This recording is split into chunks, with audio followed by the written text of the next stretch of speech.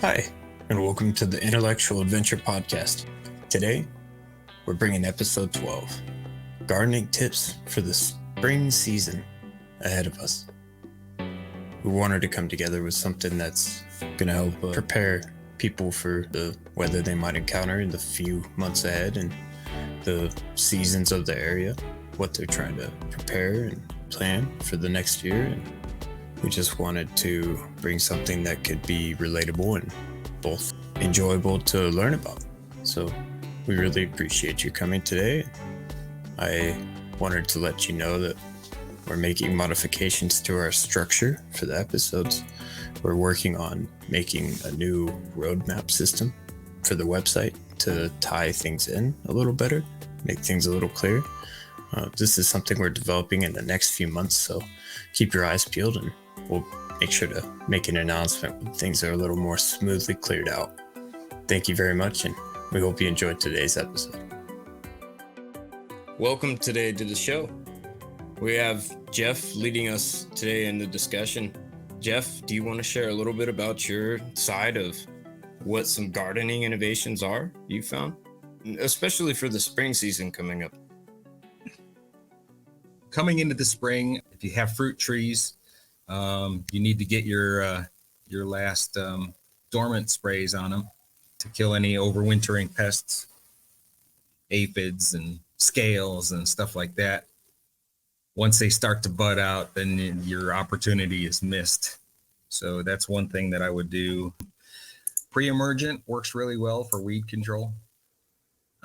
Star thistle, you're going to need to get out probably this time of year if there isn't 15 inches of snow on the ground and flame the small plants that are already starting to grow. Star thistle starts to grow in January or February.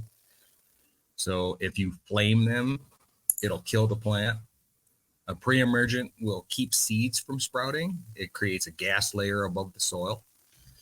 If you go and cultivate anything, you go through and you put down pre-emergent and then it gets wet and it creates a gas layer, and then you till or rake or something like that, you're going to have to do it again. As far as for gardening, for people that don't really garden, they have a mechanical gardener you can buy. It's called FarmBot, and it sets up on tracks. It'll prepare the soil, it'll fertilize, it'll plant, it'll pull weeds, it'll water whenever it needs. You put into the program what kind of plants you have and what spaces, and then it's kind of like a 3D printer, except it grows plants instead of prints things. It's called FarmBot, and for those, it's a new innovation for smaller. It can be expanded too. It's like modular, where you can get the small size, and if you like it, you can add to it. It looks very cool. So for those that don't have a lot of time, that's another thing. Right away, also pre-emergence to reduce weed growth. Pre-emergence will create a gas layer above the soil that the seeds can't grow through.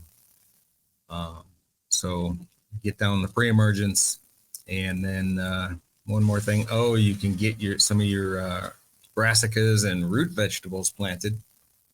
Your beets, your carrots, your broccoli, Brussels sprouts, cauliflower, that kind of thing. And you'd start your winter peas also, your snow peas. Let's see, one more thing. What's another thing? Well, I'm looking at 15 and a half inches of snow since yesterday, so I'm not planting a lot. So I'll be shoveling snow to go check the chicken coop and gather some eggs later, give them some feed. Is the winter season pretty cold this year? It started out in October at 16 degrees overnight, low 30s, low 40s. Up until just about yesterday, we had rain for 2 days straight.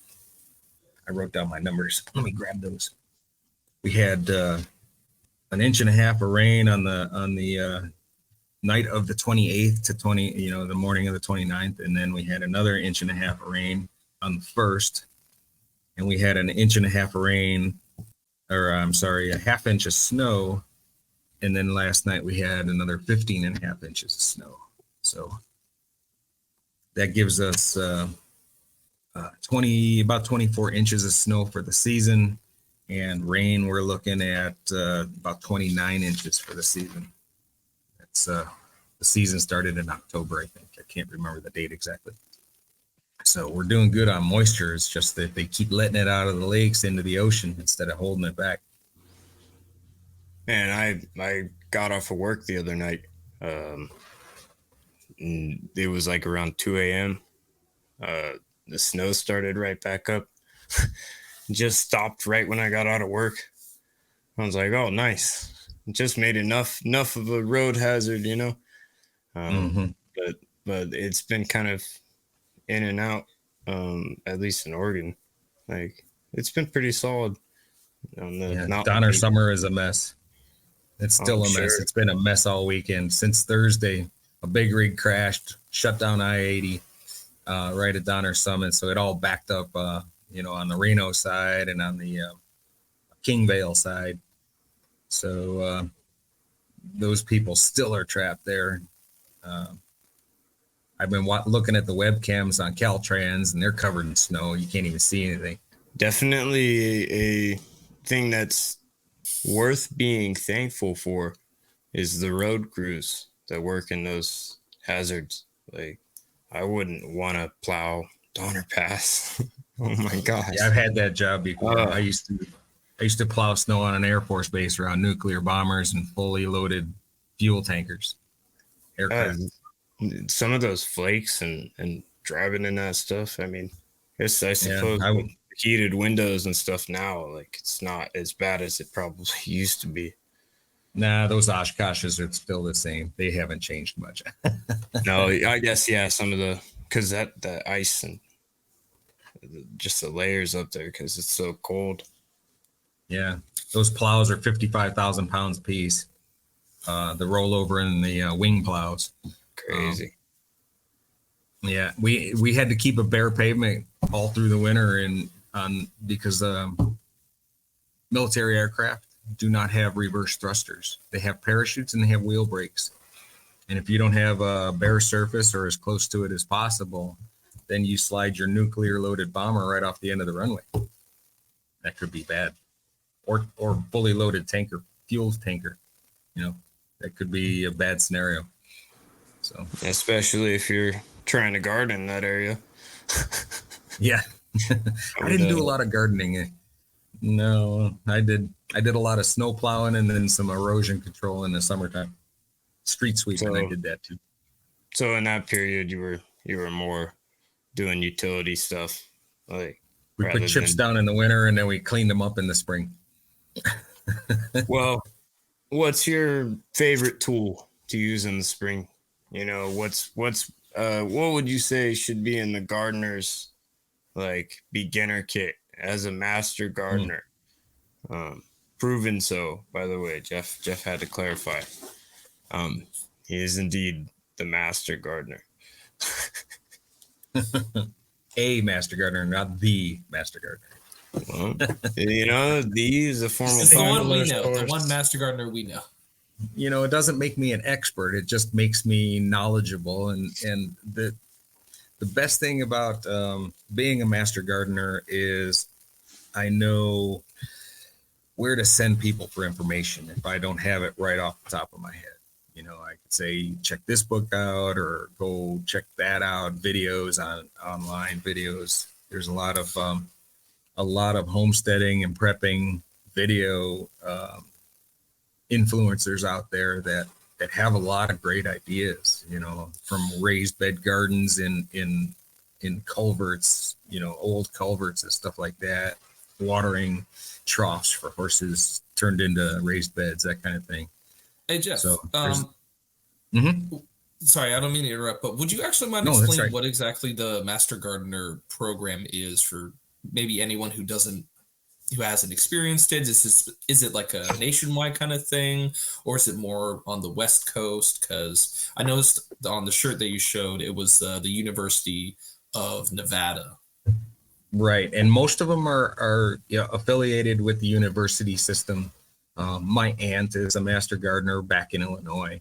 They have a program just outside of the Chicago area. She lives in the suburbs, and she's been a master gardener for a while. Her specialty is hostas, and she's got like 400 different kinds of hostas. But the master gardener program is where people with knowledge of gardening and growing, they go through a training program, usually affiliated with a university in their area, and it's countrywide. It's not specifically West Coast or local. And then we're also affiliated with 4-H, and a lot of other master gardener programs are doing the same thing to get kids interested in it. You know, that's been the biggest push so far lately is to bring in more kids, because the population is getting older, you know. So to get the kids interested in it at a point where they're still, you know, they haven't gotten their opinions and shut down from the world in the teenage stage. You know what I'm saying? They're still enthusiastic about helping mom and helping dad, and they just, you know, so it's been interesting. It's, you know, you meet all kinds of different people. We go once a month, we have a potluck, and then they do a presentation. We also have classes that we can take, and we have some classes that we can, as you know, depending on what our background is, and we can present on specific topics. Everybody has different strengths. So we go on like the home show in Reno when they come in the spring, and we set up a booth and we chat with people, whoever walks by. And then, you know, we have little flyers we can hand out, and we have a sheet of paper they can put down what they're interested in, and then we'll get back to them, you know, after we get back into the office. So, you know, we really try to extend to the community to help them out. We get a lot of questions about, you know, grass. So I'm not a big grass guy. I couldn't wait to take it out and cover it with, you know, we have grapevines and lavender up front where the grass used to be. So, you know, everybody's got their own little niche as far as what they're interested in. So we try to, you know, answer as many people's questions that come in from the public. And if we can't at that moment, we can have them fill out a questionnaire and then send them information either by email or telephone call later. So nice. That's actually awesome. It's a great way to provide information to the community. And I think I'm a firm believer that a great way to spread passion and to instill passion in others is to give them the information that they need to start to develop that passion. Because without access to information and without the resources that you would need to start to educate yourself and start to figure out what tools you will need in order to do what you'll need, you know, even to provide nutrients to the soil that you may be starting to plant and then you may be starting to try to garden with, you need to educate yourself on a lot of different things. And so access to that information is a really crucial step. And something that resonated with me when you said part of being a master gardener is knowing where to find the information. And I think that's a key point of being a master of anything. As you get more and more skilled, it's not that you know every single thing that there is to know about that topic. That's nearly impossible for one person. But it's that you can fall back on that net of resources that you've built throughout your time interacting with that community and with other people who have as you said, other strengths and other resources. And it's a really great thing to be able to share that with the community. Mhm. Yes, and, and it's fun. You never know what the next question is going to be. I'm growing tomatoes. What's the best tomato for my area? And that's very subjective. Everybody's got their favorite variety and what grows best for them. So, but there's been little things that come up like tomatoes, peppers, and potatoes are all pretty much the same plant. We have cultivated them over centuries for specific purposes. Like we have picked potato for its root rather than any kind of berry. The tomatoes, on the other hand, and the peppers, we picked for the berries, because they have nice, big, juicy berries. Americans didn't want to eat tomatoes at first because they thought it was poisonous. They're all in the nightshade family, So there was a public demonstration held where a gentleman ate tomatoes in public just to prove that they weren't poisonous, and then the tomato craze picked up, and then they went back to Italy with them. And now we have spaghetti sauce, So it's been an interesting journey for me. Behind me here, half of these books are on gardening. And that stack over there, that's all gardening. No kidding, huh? Man, I think gardening is the largest subject matter that I have book-wise. So, yeah, I was gonna say that you've stored up quite the collection over the years. And you get the magazines, the Mother Earth News, the Mary Jane's Farm, and there's a lot of great ideas every month in there. Stuff like that. So. Well, I kind of wanted to touch back on earlier when I asked you what tools you would recommend starting out with. If we're talking like, someone really new, just moved to the country, like has a few acres to help maintain and they want to get started on a project, like what's something that can help guide them on what they need to think about, especially for hand tools. You can get an initial toolkit, a small shovel, a set of hand pruners, some scissors for the smaller stuff you don't need the pruners for. You're going to want a set of loppers. I call them Cindy's, for larger branches that are too big for the hand pruners. And then I have they call it a bulb auger. And basically you chuck it into a hand drill, an electric hand drill, and you can drill a hole in the ground and put a bulb in it for daffodils or garlic or anything you're planting that's bulb-like. I modified that. I was a trucker, so I wanted a garden, but I didn't have any time. So I would, when I bought my house, I tilled my backyard in the spring and I put down drip irrigation. I put down black plastic. I put down fencing made out of concrete reinforcing wire because it's very tough and it'll stand on its edge, and some T-posts. And then every other space in that reinforcing wire, I put a plant. So they were a foot apart. The spacing is 6 inches. So I was able to plant every foot. I would cut a hole in the plastic and I'd use that bulb auger and I would just drill a hole with the bulb auger and I could plant 100 plants in under an hour. That was a life changer for me, as opposed to being on my knees and going plant by plant by plant by plant with my, down at the ground level. I just walked by and I zip, zip, zip, zip, zip, plant, plant, plant, plant, plant, push, push, push, push, push with the dirt around it. And my garden was done in an hour, which changed my life for gardening. But, everybody has their own little tips that they use, and that's just one of mine. And now I use it for everything. I'll plant my even with soft soil, I'll just drill a hole in it and throw a plant in, and garden, the patio boxes, I'll plant a bunch of those. And it's really that's in my toolkit.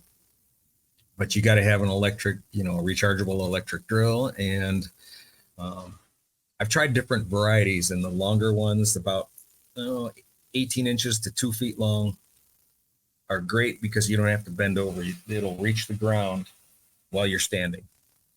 I have another short one that I don't like very much, and it's a very heavy duty unit, very well built. It just doesn't work for me. So just because it's so short, it's only about 10 inches long. So, but go-to toolkit, shovel, pruners, loppers, and for the if you have fruit trees, I have a sprayer for my dormant oil. I don't spray Roundup or anything like that.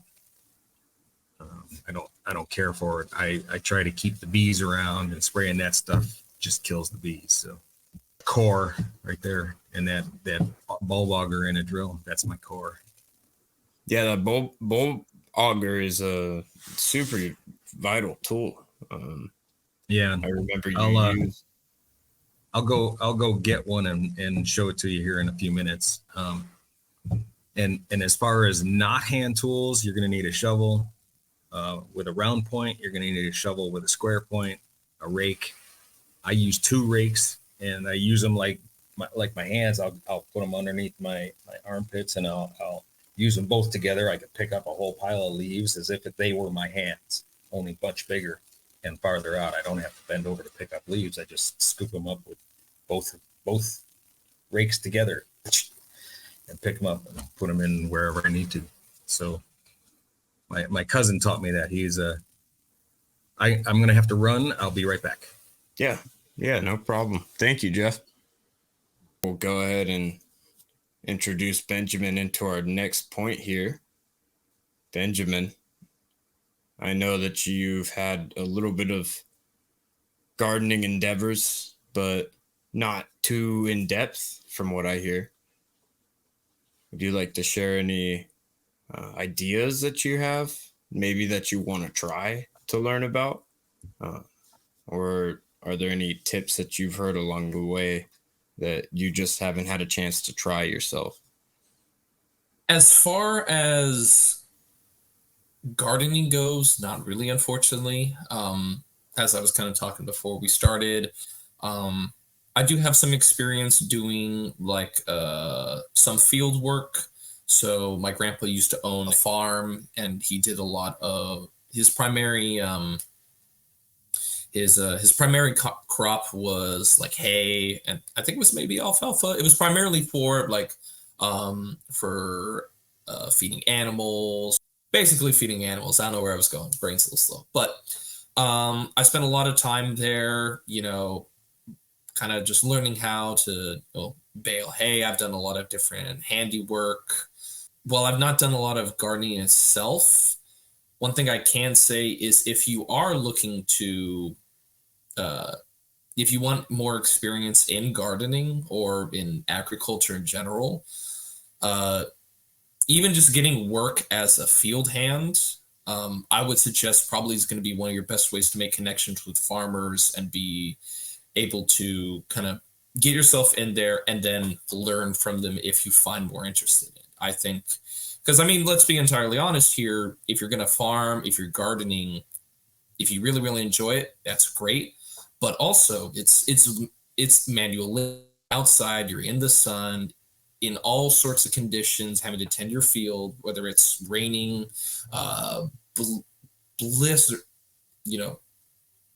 blistering.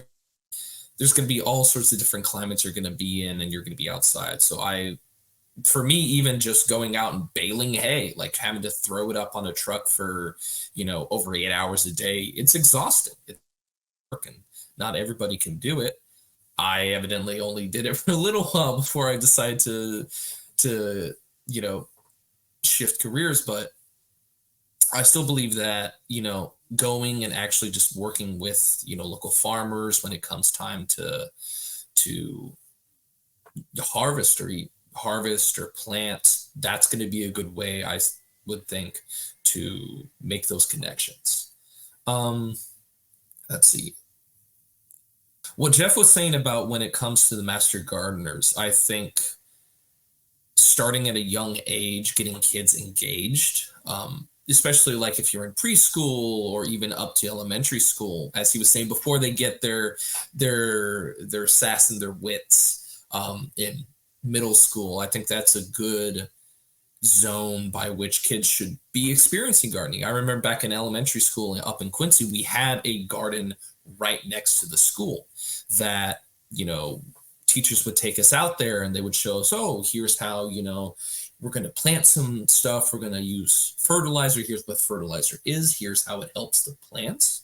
So I think even if a kid doesn't even get into gardening further down the line, it's a good experience and it's a good, good education to have. And I think that more schools should be doing that, especially more in cities and urban centers. Is you don't get a lot of connection with, nature or plant life. And so I think emphasizing to schools and to teachers that having even an agricultural program where kids can go out and spend time in a garden and do all these things is vital, not only for their mental well-being, but then also for further down the line. I actually remember I heard recently that there was a study that came out that said 10 minutes with nature increases dopamine, decreases stress, basically will help your mental health. So I think, especially showing these kids that practice very young, that may help them further down the line if they ever find themselves, boxed in or something. Being able to take care of plants will help them. Yeah, it's a vital instinct to provide for the seasons. You have to prepare for your year. Everyone has like a plan, at least to a degree. Like you have to understand things get cold and things get hot. Weather comes up and you have to ultimately, like if you're doing a big project like that, you have to plan for the weather. So you are pressed for time in certain degrees. And when it's cold like this right now, this is planning time for a lot of people, a lot of farmers, and people really deep into those projects out in the fields, because this is, expensive. Like there's EU strikes right now, actually, with the farmers. They were, I don't know if you saw any of that, but they have tractors that were like throwing manure and ramming through police barricades, like an army of tractors. I'm not even 14 kidding. countries now. It's crazy. Like you literally have streets full of farmers right now. So that's kind of the reason I chose this topic too. Is it's a scarier topic than we are willing to really admit in society. Is the farmer route, or I mean, excuse me, the farming culture is a route that a lot of people don't want to involve themselves with for that reason.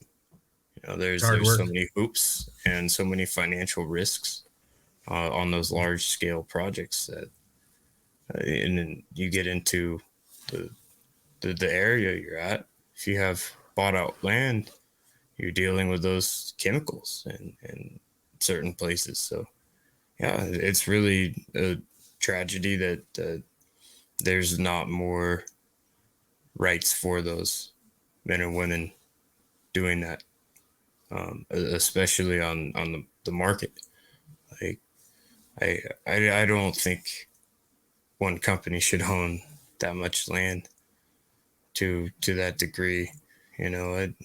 Not when it's farming agriculture. Like even if it was a system where we divvied that land out, specifically in agriculture, that would take a whole system reform, and trying to get people united on that is the nightmare that we're kind of situated in to a degree. Like monopoly on agriculture is a real thing, but it's a very silent one too, to the general public. Yeah, unfortunately, it's a very real thing. Is that capitalism and consumerism are hand in hand, and food is the central source of consumerism because we moved away from being a hunter-gatherer society because we needed something faster to expedite our, the industrial revolution and onwards. We wanted progress over all things, basically, not really understanding what the cost was long term. And now we're trying to look into such elaborate solutions. We've got like vertical farming and things like that, where they're trying to develop ways where rather than developing horizontal space, you're using long towers of hydration and very limited source of nutrient points to try and grow fruits and berries and things like that. And it's an interesting strategy. It's a very, very interesting strategy, and it's showing promising results. But it actually kind of pains me to see that we pushed ourselves to an extreme, to the point almost, well, actually not almost, to the point of desperation in a lot of places where we cannot provide food for people. Meanwhile, in a lot of places in the Western world, we throw out food because it doesn't really meet quality standards. And it's insane. Grocery stores and food manufacturers have record pricing and record profits, but we're still throwing out food that could be used to feed the however many thousands or millions of homeless people. I actually, if I might jump in here, I work for a food distributor company. I won't put their name out there just because, I don't want to involve them. I don't want to release anything that either might jeopardize my job, but speak ill about the company too much. But, I go and we stock at stores like Safeway, and I see in the back of just the amount of food that they put out in displays that just get thrown away. And every time I look at it, even the food that we restock and get rid of, just pounds and pounds of it, and I'm just like, oh, this could be like, it's getting written off by this corporation of like, oh, it's nonprofit, it's not profitable, throw it away. And it's so frustrating. There's so many times where I look at it and I'm like, I literally could just pull up my car, shovel all this into the back, and then just drive off to the nearest shelter or even the nearest church that does food distributions and give it out. But in a lot of cases, they put it behind a locked gate, which makes that illegal. And that's so crazy. And it's so frustrating. And that's the thing is, I think it's not to go too far on this, but as Cameron was saying, is we're just so embedded in this specific system, but also in this culture where it's so much mono farming, it's monoculture, and it's just consistent in its industrial agriculture, and it's sucking so much nutrients for the land that is in turn then just getting thrown away and not even turned into fertilizer or compost. It's getting put in landfills. And it really, I think, is, if in order for not only gardening but agriculture to become a more ethically, and more ethical food sources, but it has to change. But it has to be taught it has to be talked about, not just at the community level, but at a larger scale about how our nation and country is structured. Not just infrastructure wise, the guys who are transporting the food back and forth with semi trucks and stuff, but also in just the everyday people. It starts with the kids. Yeah. Education. Again, back to the kids. And speaking about throwing out all that food, there are some programs that are developing. There's nothing in this area that I know of, but they have started to take food to the homeless community, the food kitchens, that kind of thing. And the other aspect is, if there's a problem trying to get it to the public because of possible, it's moldy or whatever, it could be fed to the livestock. It could be donated to people who have goats, pigs, cows, chickens. I give a lot of my kitchen scraps to my chickens. It's the first place it goes. You know, if they won't eat it, then it goes in the compost. But they're the first. They get the first pick out of everything that I'm not eating. You know, all my carrot ends and all my radish roots and, you know, the tops and stuff like that. The wilted cilantro that I won't eat anymore, the chickens get it, you know, and then they give me eggs. So it's kind of a win-win, as opposed to, you know, I think the corporate picture is changing as far as food production, and also what people see in the community. And there's a lot more inner city rooftop gardens, which is fantastic. You know, they're making use of space that was just wasted before. You know, it's the top of their building. Well, now they can go up there and they can tend a garden. You know, New York, Chicago, they've all got programs that are developing rooftop gardens. So I just want to throw that in there. Yes. And I think that it's massive improvements on what some of the past offerings are. You know, there has been a push in recent years to get more of those programs going, and the benefit to those programs and supporting local farming projects, which is great. You know, I know in Central Oregon where I'm around, there's a lot of community around that kind of farmers market sort of energy and market going on. So that's healthy for a community like that, where there are definitely agricultural products that, you know, they need those, they need that market to be there. And so you're as much a part of that, of their interest as they should be to you, ideally, if their product's good. And you know, that's why it's important to know where your things are sourced. You don't want to be eating things that have pesticides, or, you know, crazy GMO. Like, however, whatever your limit is, you know, it is personal preference. At the end of the day, we all eat different things, and, you know, budget has a lot to do with people's emotions on that subject. But I definitely think it's good to try and learn these things to a degree, if you at least know how to plant.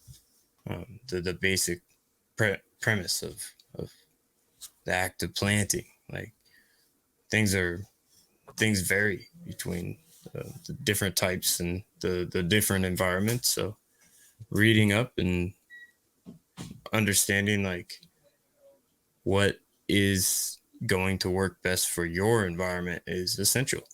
You know, if you grow the wrong plant, if you try to grow a banana in alpines of you know, cold region, like, hey, it's probably not going to be too happy. Northern Canada loves bananas, dude.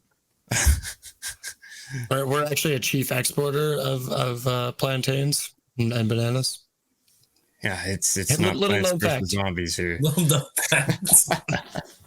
Most of them come from zone 10 and higher, though.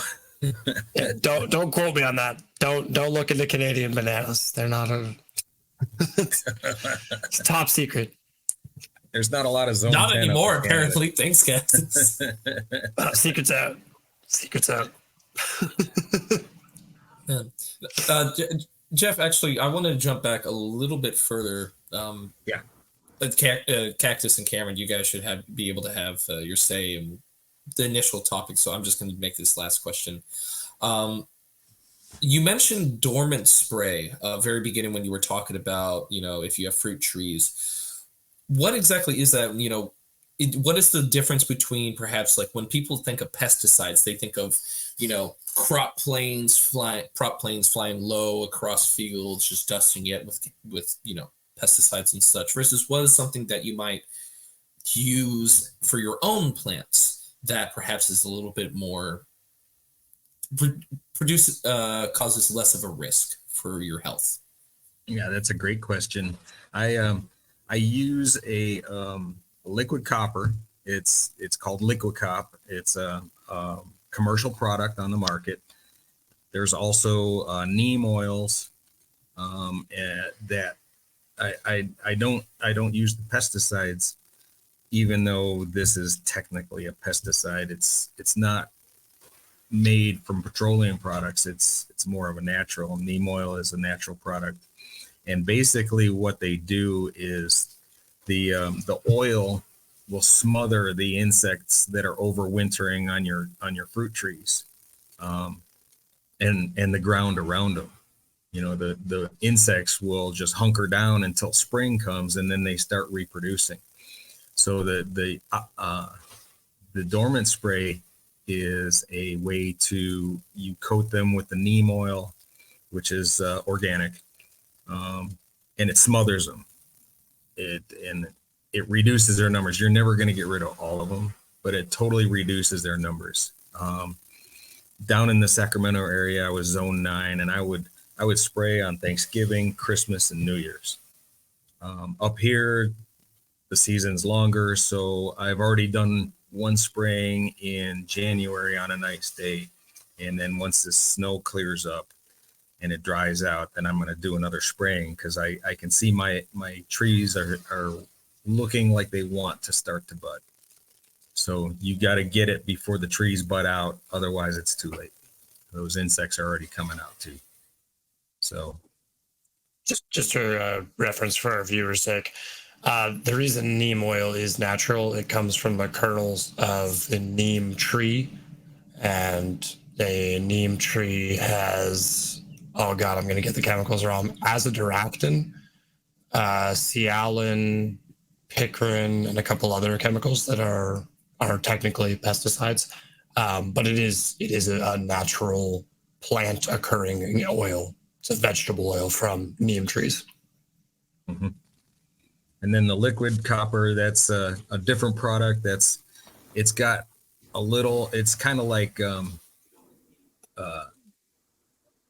shoot, I can't remember now. The silver, that you can find in the store for help. Only it's copper based, not silver based. Colloidal silver. It's very similar to that. And it's also a concentrate. You mix it in, like whatever the measurement is with a gallon of water. And then there's a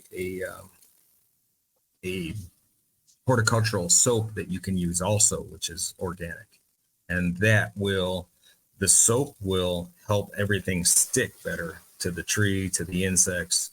It helps the oil spread thinner without clumping, so that it makes a more even coat on your tree, on your insects that are your pests. So I combine a few different things together. I use the neem oil, I use the liquid copper, and then a surfactant, which is the horticultural soap. And just out of curiosity,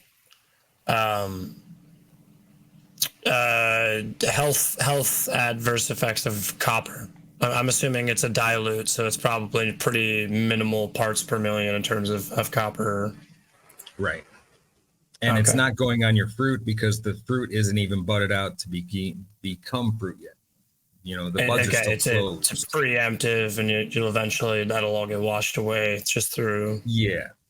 That makes sense. The first rains come by, and then it dilutes it in the rain, Yeah, I just know that copper is technically harmful for humans. It's pretty rare to have copper toxicity, but I just wasn't 100% sure about copper. It does in small amounts. A little bit, yep, very small amounts, yep. But, it's just if you have Wilson's disease, you're more prone to copper toxicity. But other than that, it's very, very rare. I just know that copper does have some adverse health effects if you ingest a lot of it. Yeah, and we're talking about a small container. You're using maybe a tablespoon or two in a couple gallons of water, maybe a tablespoon per gallon of water. I don't. That's not an exact measurement, but it's such a small amount. It's a pretty heavy dilute. Okay. Yeah. Right. And then combined with the other products, and the main purpose is to smother and kill any overwintering pest insects on your fruit trees.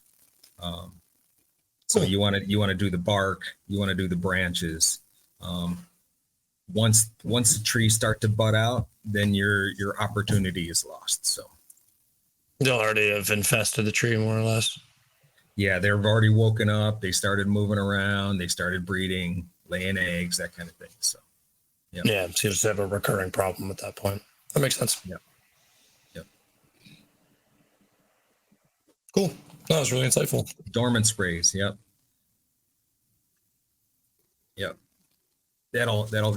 I have a plum tree that just totally gets the leaves get curled up because there's so much aphids on it. But I'm glad because it's not an edible. It's a ornamental plum, and Okay. it has attracted the insects from my edible fruit trees, my peaches, my nectarines, that kind of thing. So, and also I plant different varieties. They don't all ripen at once. I try to extend from the earliest to the latest. I try to have these with a little bit of overlap, but so that I can get production all year, but also the pests on one plant will wake up sooner than another plant. And if there's a problem, I can start taking care of it before that second plant is infected. So staggering Worst your case scenario, you only production. lose one crop rather than multiple. That's actually, Right. that's really good. Right. I extend my season as far as harvest, and I also reduce because one may be more resistant to the pests than another. So, and I have a fig tree I'm planting this spring. We'll see if it works here.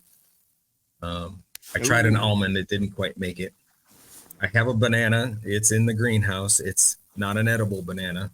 It's the Chinese snow banana, Musa laciocarpa, and it is flowering right now. I had one flower last winter, and this one it started flowering in December, so it's about halfway done. But it's just an ornamental. It's not a fruiting banana. It's more of an ornamental. So Yeah, it's a But it's beautiful most- plant. most cold tolerant banana there is the snow banana, the Chinese snow banana. It stays about 3 feet tall, so it's a rather. It doesn't get invasive or anything like that. Cubby.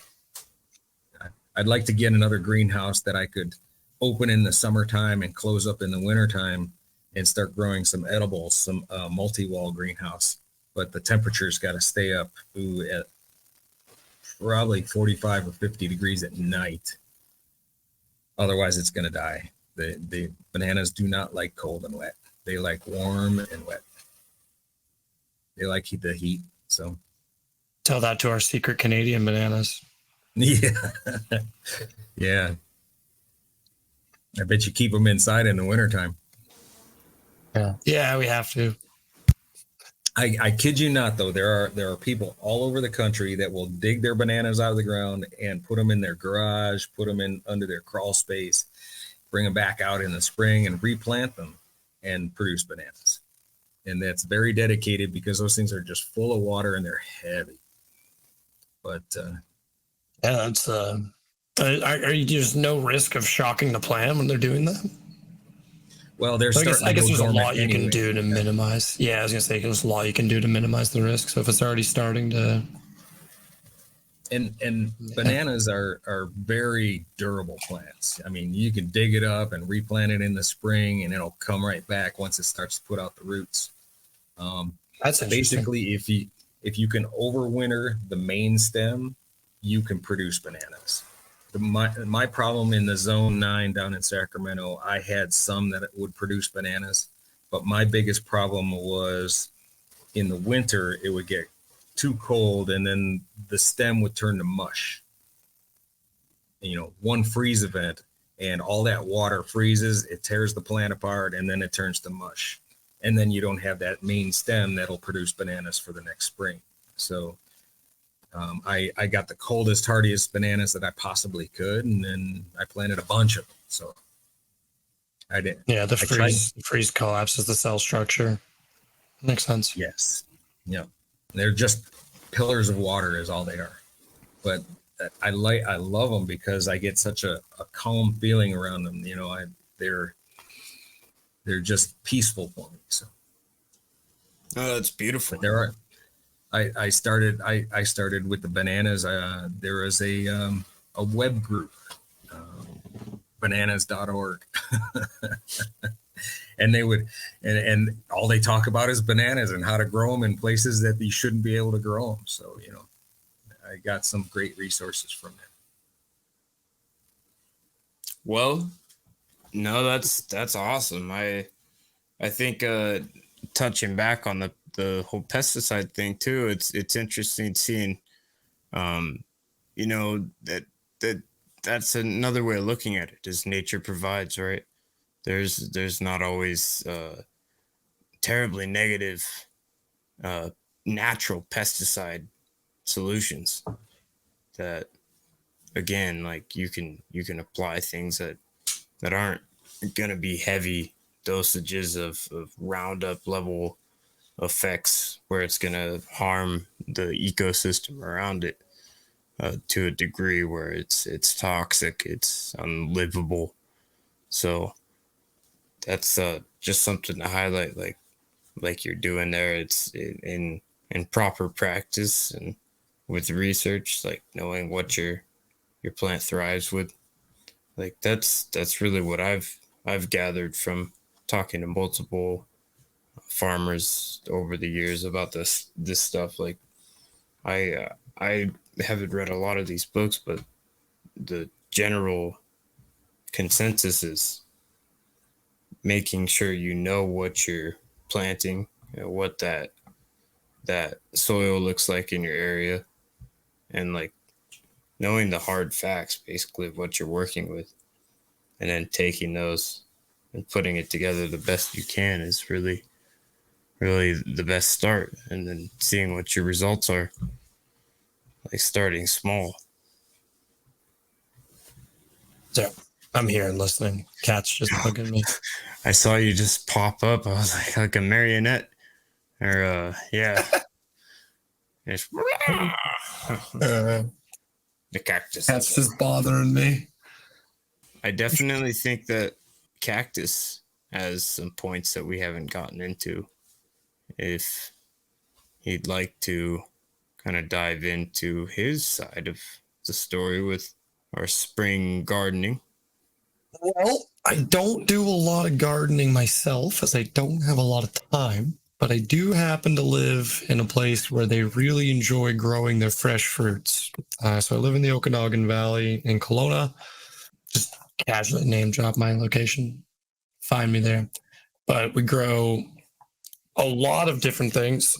There's a lot of different fruit orchards for fruit trees. There's a lot of different crops that grow around here. And one of the biggest things that we grow is grapes for wine, but we also do ice grapes. So the temperature around here is really good, where in the springtime, the frost level in the soil isn't too much, but the ice grapes are really temperamental. If it gets too warm or the temperature drops really rapidly and it gets way too cold for them, the roots will end up dying and your whole plant will end up dying as well. But the ice grapes are really delicious, and they have a very unique flavor because they grow in such unique temperatures compared to like a purple grape or a regular green grape. So because of that, they're fairly highly sought after, and there's a very limited window as to when you can actually harvest the ice grapes. So that's just an interesting thing that happens around here. And this will end up tying into our next question, but there's a lot of local fruit stands and things like that around here that are really awesome to enjoy throughout the spring, summer, and fall. We get, like I said, we get orchards, and so we get a lot of different apples. We get different Granny Smiths and things like that. We have a lot of beautiful Gala apples that get farmed around here that are really freaking nice. I love using them in different cooking dishes, and that's one of the best parts about agriculture here, is just having fresh produce to work with all the time in the kitchen. It's like we don't always source fresh produce, but when I'm cooking at home, I at least get the opportunity to have fresh fruit and fresh produce readily available. Well, I think with you being in the cooking industry, you definitely value a fresh product and the flavor behind that. It's very different than something that's been sitting on the shelf for a week.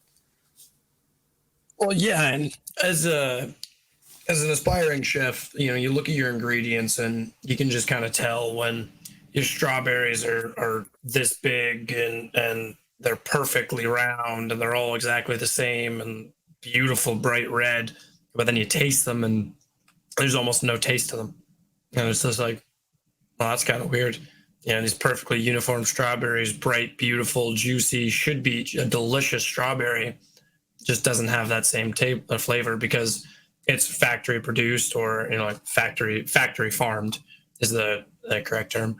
They're just industrially produced, so they're trying to make it as fast as possible, and it's GMO'd, and they're not sourcing a fresh strawberry. And that difference between a fresh apple and a fresh strawberry and fresh blueberries in a nice summer salad is the difference between a depth of flavor versus a very shallow, not impactful flavor.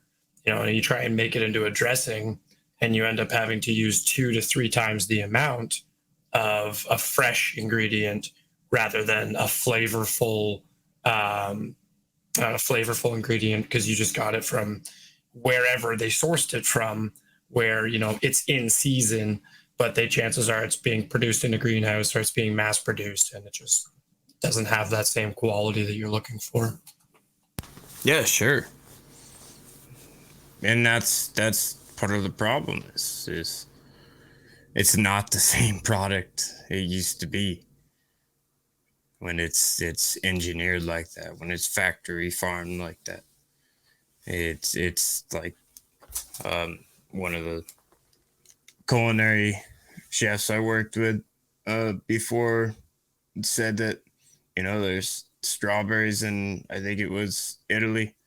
It's either Italy or France that they're small, petite strawberries that have just a fundamental flavor, like They're different bursting profile. with flavor. Oh yeah.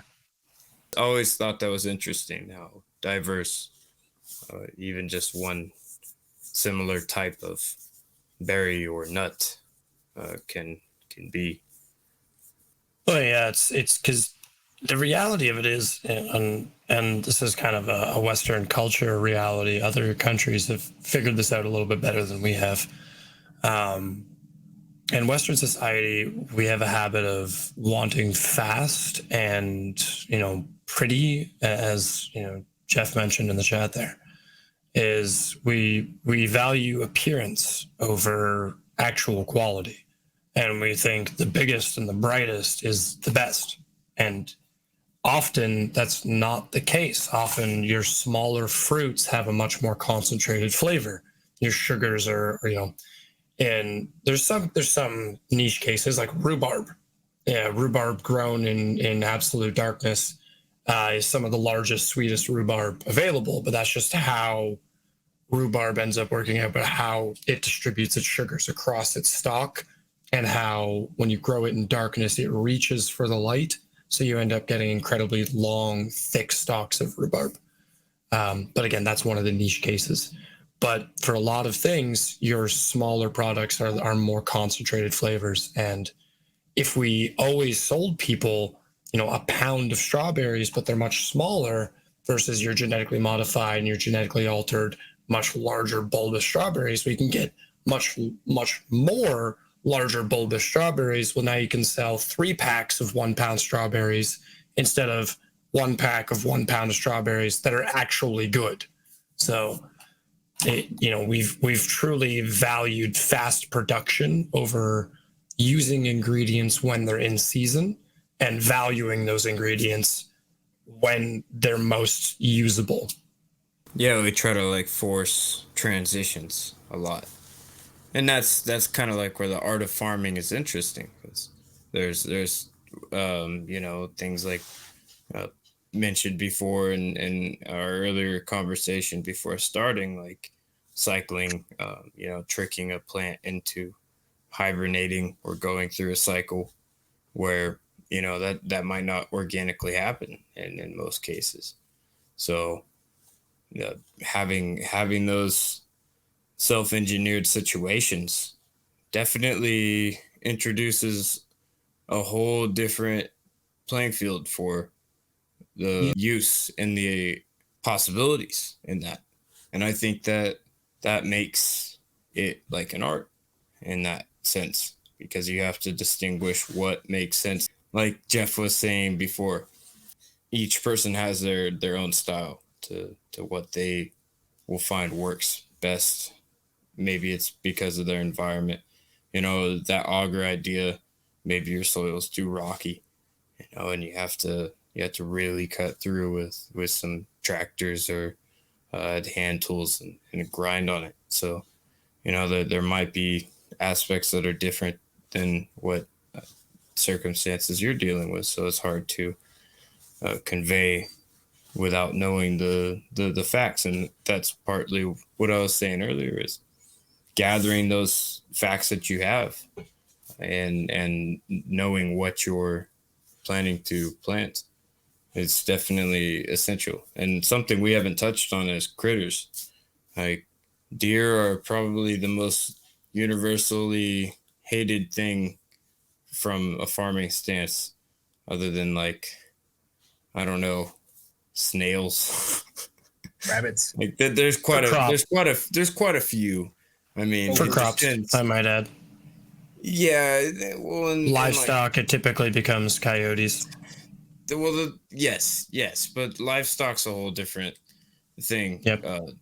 But the fencing is kind of the tricky part. Yeah, deer fences.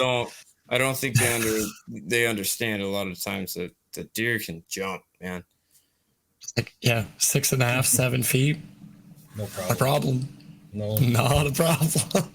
Yeah, They're crazy incredible. powerful. It's incredible. I mean, but Yep. something to keep in mind if you're not used to living in a rural setting with more wildlife like that wandering around, you have to really be careful that you don't overplant and invite unwelcome guests and then lose out because you didn't even realize that you had no chance. You had no walls to defend yourself in that siege. But There's parts of Canada where they carved out extra space on the highway. They carved out an extra like 15 to 20 feet of forest on the highway, specifically to try and discourage deer from being at the edge of the tree line. So they went out of their way to try and separate how close to the road they were. And so it's like, because a lot of highway and road cuts through forest in Canada. There's so much greenery and trees here. So deer are everywhere. And so they try their best, but other than mass producing signs that say moose and deer everywhere, you got to try and tell people and then do a little bit. But yeah, put up a fence. The deer can jump so high. If there's even the slightest incline, your fence is freaking useless.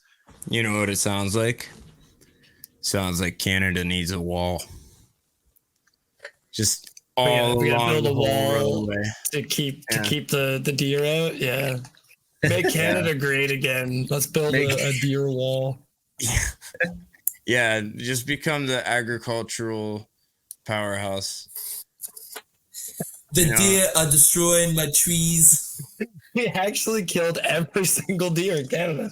They don't exist anymore. They were tired of them. Everyone took a lot The of moose are emotion. coming. The moose are coming. The rise of the moose. That's scary. No, yeah, they You know hired what you do. farmers hired the moose to take out all the deer. They're like, you can have the rest. You can have all the forest if you just get rid of the deer. I don't remember if it was a folk story or if it was actually real, but it was reading about something where they airdropped wolves in to deal with moose.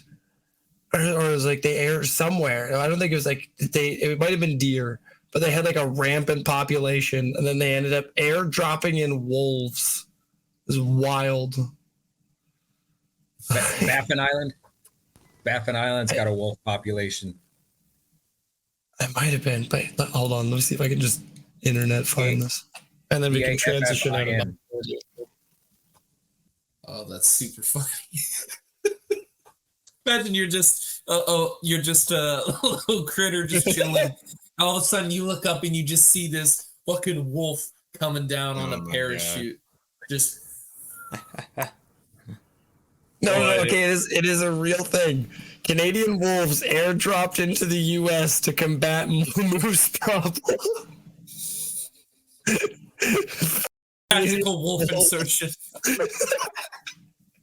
4 Canadian wolves were recently transported by helicopter from Ontario to Michigan's Isle Royal National Park. The wolves were relocated to help deal with the moose population on the island and to restore the dwindling number of wolves that currently live there. I would hate to be the person in charge of transferring those wolves. Oh my god, right? They must have been. I assume they're sedated. Oh, yeah. Yeah. Can you It just has imagine no having a name. fully conscious wolf on a helicopter, though? You just turn around and it's just Just rolling. Can smell it down there. Looking at the others, I'll fight you for the top of the food chain, buddy. Man. Well, you know what I was thinking too when we were saying the wall. It's like you could have a Canadian Jurassic Park. Just the moose. They've gotten out of hand, and just They just you start see running. them man. all, you just see East Here. Coast moose are frightening creatures, dude. they're massive, Like- man. I did a report on moose. Almost 1,500 pounds on average. East Coast moose are frightening. They I like could only imagine, man. I mean, a 600-pound bear is big enough. yeah, I've seen moose fend off grizzly bears consistently. They like if they're trying to protect their cubs. I don't know what a foal. I don't know. Whatever a baby moose is called. To the internet. I think it's a fool. That's literally what I'm at. Yep. No, I don't want to see images. It is Apparently called it's just a a calf. Or Apparently it's just a calf. Yeah, maybe a Okay, calf. that's lame. That's lame. I wanted it to be Moose are something cooler weird, than man. that, but Yeah, they're like Scion, basically moose, a cross it's a between scion. cattle and bears. I mean, they're in some insane. weird way. Walking tanks. Like you wouldn't like they have those long spindly legs, but they are insanely durable. They like do never underestimate a moose. If you are an American and you've never seen a moose, you've never been near one, and you travel to somewhere that has moose, don't try and pet the moose. Do not mess with the moose. Don't mess with the moose. No, if there's honestly one thing that would bother me, on those drive-through safaris and stuff, like when they have the open range, like there's no way you could have a moose on one of those things. I'd imagine. Oh my god! I just If it couldn't charged the imagine. car, the car Even- would get leveled. Well, even on accident, dude, just thing turns its head. Oh, sorry, it broke. You're the 14th person today to break their windshield. Congratulations. You'd have to have a windshield Is there insurance such company thing on as hand. moose insurance in Canada? Moose insurance. I think your insurance premium is just higher if you live in like moose country. If you reside in moose country, you just pay an insurance premium, where you have to run the risk of running into more moose. So, but there's the moose insurance. You know what it's called in most northern places?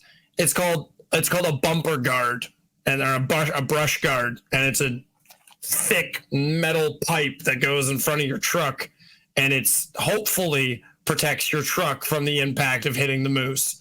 But in reality, the moose is about 12 feet freaking tall, and all you're going to do is send a 1,400-pound moose into your windshield, and that's not a place I want a 1,400-pound moose. No. Knocks his legs right out from under him, and he falls on I your believe hood. and actually comes to the windshield. Mythbusters they did a test where they're like, okay, if you see like an animal like a moose, let's say you see a moose in the road, you can't slow down, you're not gonna be, you're gonna hit it. Is it better to speed up in order for you to, if your car's short enough, to go under so that when you hit the legs, does the moose roll over the top and you are relatively unharmed?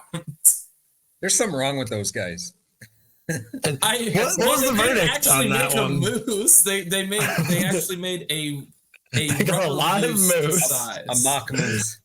They airdropped in a Canadian moose. Welcome to Mythbusters. Today we're gonna kill a moose. We're gonna Yeah, kill I think moose. the only Gotta way go like over the wall. to combat Well, a no, it moose in this situation would be like to build one of those Dr. Seuss cleaning cars with all the arms coming out and stuff. You just had to have one of those and then like Just like, picks it up. just kind of smack it away, yeah. just annoy the moose.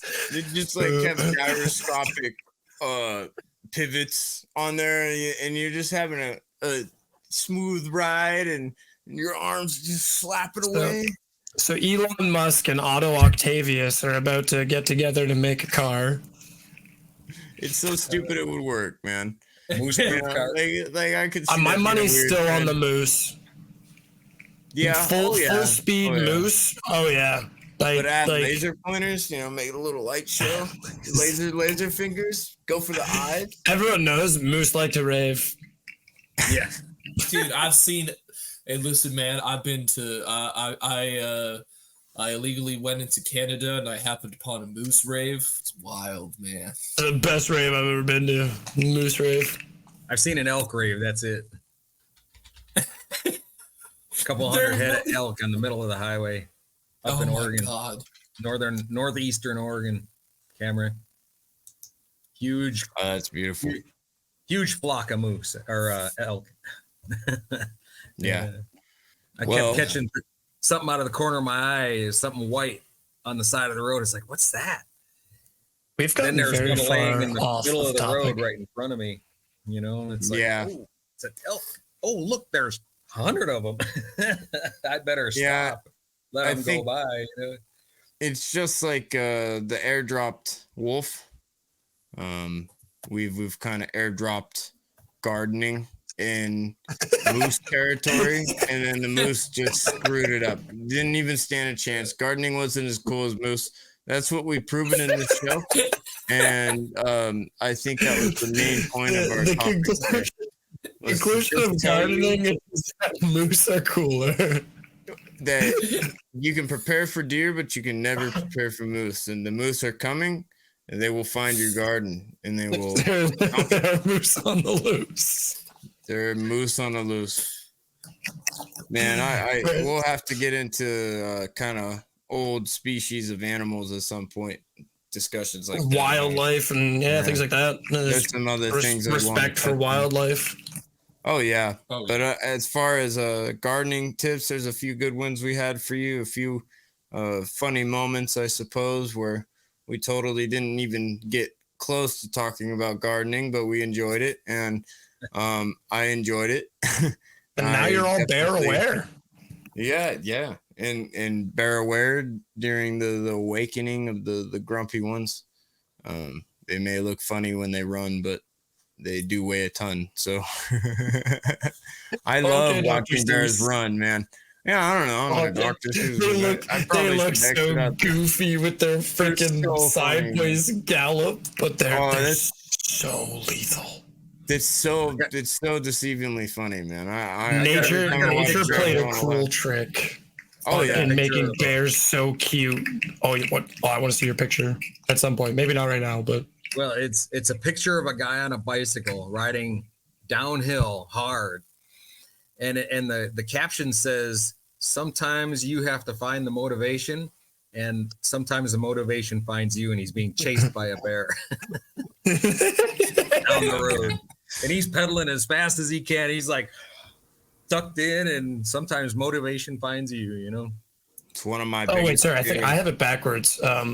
You're better off trying to outrun a bear uphill than downhill. They're very good downhill. I had that backwards. Oh, Man, you a good save there, Cactus. Someone is going to be walking. It's like, I should go Yeah, down. some incredibly bear Yeah. knowledgeable person's be like, he's actually wrong. You run uphill for bears. Yeah. I guess technically, yeah. After again watching bears try to run uphill, that may not be their best strong. It's not their suit. strong suit. No. But climbing Bear- for sure. Climbing, They do. they will climb.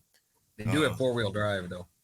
Yeah. I mean, if it was rocky terrain and stuff like that, I definitely wouldn't try to run up a hill. That's just asking to get injured, and then if they smell blood, they think you're dying. I'm sure it's just like, I mean, and again, primal instincts. Any predatory animal, yeah. You're talking about the wild. The wild survives off of That in its mind is a free meal.